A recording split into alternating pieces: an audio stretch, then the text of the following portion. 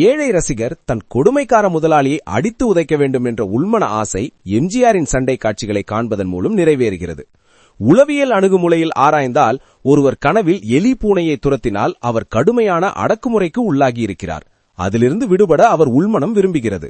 எனவே அவர் கனவில் வலிமை குறைந்த எலி வலிமையான பூனையை துரத்துகிறது.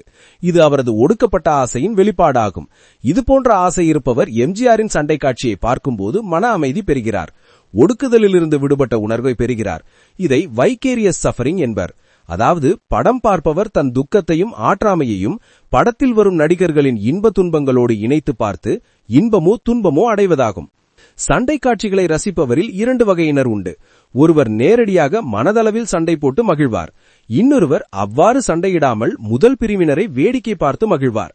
முதல் பிரிவை சேர்ந்த ஒடுக்கப்பட்ட ஏழை தொழிலாளி ஒருவர் எம்ஜிஆர் படத்தில் சண்டை காட்சியை பார்க்கும்போது எம்ஜிஆருக்குள் மனதளவில் கூடுவிட்டு கூடு பாய்கிறார்.